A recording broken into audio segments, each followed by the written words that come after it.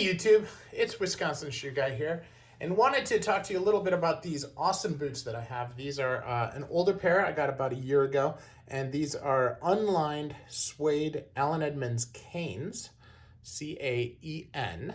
And what I like about these is that they're super, super soft. If you take a look at the suede here, this is an unlined piece of suede, and I think the easiest thing to do is to compare it to my my Carlos Santos boots, right? See how thick this is? This is lining. There's like a little midsection, and then there's the suede, okay? And actually, if you look here on the tongue, you can see just how thin the suede is. Now, compare that to this tongue. I put it in like so. Look how thick that is. That's a big difference. That's quite a bit thicker, isn't it? So this is really, really super thick suede. It's very comfortable. It has a nice long pile and brushes pretty well. And you can, you can do your suede thing with it. You know, suede likes to be brushed and messed with. You use a wire brush with it, and it responds real well. And, they're unlined, which means there's nothing on the inside except the skin. So it's just one layer of skin, and, really, really classic comfortable. Soles, these are, I'm not gonna lie, these are not the best soles in the world. I would say that if I had to give the shoe a score on a scale of 1 to 10, I would probably give them a 6. And that 6 is all because of this sole.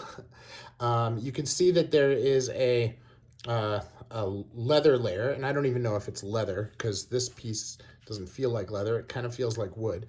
And then they've integrated a little rubber sole into that, which is it's well executed and it's nice, but it's not the most comfortable of soles. Certainly this piece here, it's clear, which looks nice, but it doesn't have any give. Even day night feels softer to walk on than these. These kind of feel like you're walking on a piece of wood, and it looks like wood, feels like wood. So an interesting thing. Now, but it's steady, it's stable, and I'm gonna be out in the snow tonight, and I think that it's gonna be nice to, I like to wear boots in the snow. These have good traction, and this is a storm welt, or what they call a split reverse welt. For clarity, the storm welt at Allen Edmonds that they have today is actually a waterproof membrane that they put around the sole and the shoe to make it waterproof. These split reverse welts, where they actually take the welt and move them up along the shoe like this, and Grenson is really popular for doing this in what they call a triple welt, and they just make this higher. But this type of welt is supposed to be more water resistant than the others. And I've never had a problem with Goodyear welted shoes having any kind of waterproof problem.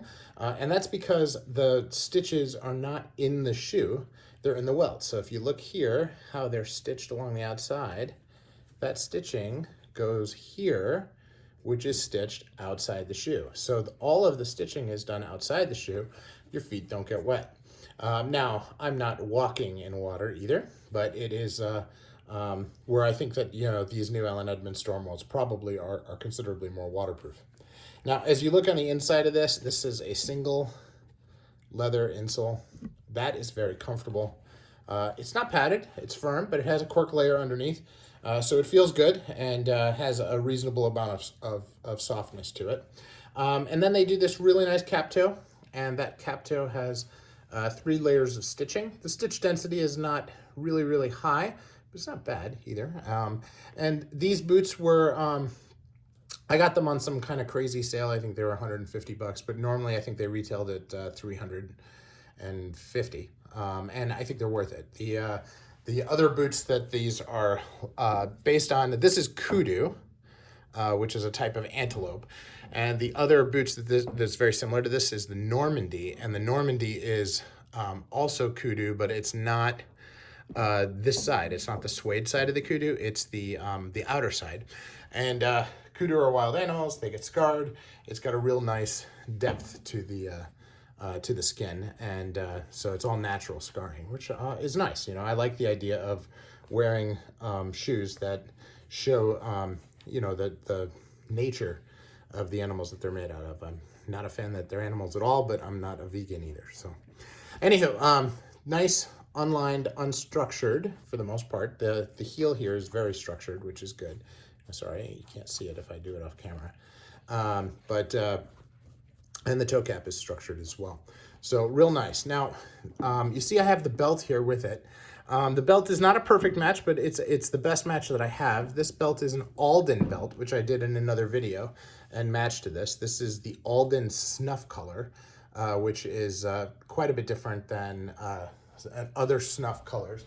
For example, this is the Crockett and Jones snuff. This is also called, actually, this is not snuff, this is called Polo.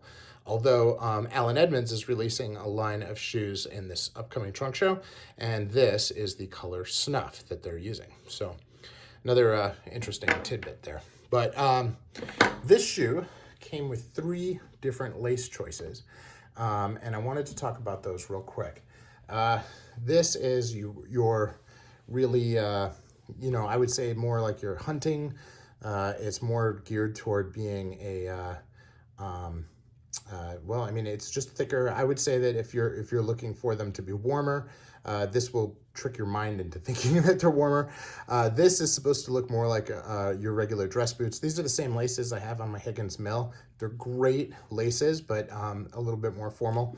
And these are rope laces. They kind of go with the color the best, and I'm going to use these because I feel like they lace the easiest, which, you know, when in doubt, practical is always more important. So what I want to do as I lace these here, and I'm not going to spend a lot of time because I know it kind of be boring to watch, but a lot of people ask on the forums, how do you lace boots and what's the best way to do it? So these are derby boots. So I like to do just a regular traditional lace, and you know, they don't have any speed laces. So I just do your standard, you know, probably what we were all taught by our parents, standard lacing on the boot.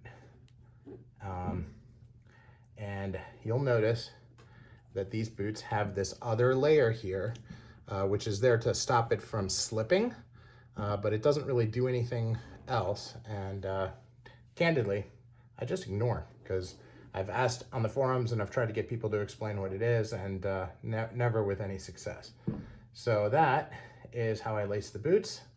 Relatively simple. You can see how these laces get through these holes, the grommets on the holes there. This is actual visible hardware, so you can see the eyelets on these, which is a nice design choice by Alan Edmonds, and something that works pretty well. So that's it. Thanks for watching. A longer video than usual, and appreciate the interest. Have a good day, everyone.